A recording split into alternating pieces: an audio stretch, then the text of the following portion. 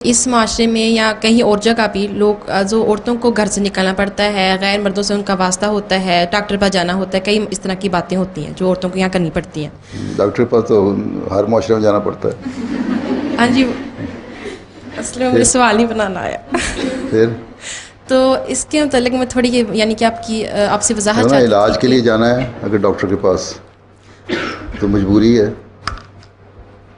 سودا سلف کے لیے جانا ہے، خریدنے کے لیے، بازار میں شاپنگ کرنے کے لیے جانا ہے، مجبوری ہے. جاؤ، کس نے روکا ہے؟ لیکن حیادار لباس پہن کے جاؤ باہر. ہاں جی، میں اصل میں کہنا کیا چاہتی ہے معین کر کے بتاؤ بات. ہاں جی، مثلاً اگر کہیں عورت کہیں جا رہی ہے تو ظاہری بات مرد کو بھی پتہ ہی ہے کہ میری عورت کہیں جا رہی ہے، کہیں کسی کام سے جا رہی ہے، تو پھر شک کے نظر سے اگر دیکھے یہاں پہ، مرد کی نظر سے دیکھتے ہیں، تمہارے خامن دیکھتے ہیں یا بھائی دیکھتے ہیں یا باپ دیکھتے ہیں، تو ان کی اصلاح کرو، ان کے لیے دعا کیا کرو. ٹھیک ہے. اگر تم پاک صاف ہو، گھر میں ضمیر صاف ہے، غیر مردوں سے، حدیث میں آیا کہ غیر مردوں سے باتیں بھی کرنی ہو نا، تو اپنے لہجے کو اتنا سخت کر کے عورت بولے کہ کسی کے دل میں غلط خیال پیدا نہ ہو. ٹھیک ہے. اگر تم سڑک پہ کھڑی ہو کے دوستانہ رنگ میں باتیں کرنے لگ جاؤ گی کسی واقف کار سے یا دکاندار سے، تو وہ شک کی نظر سے تمہیں دیکھیں گے.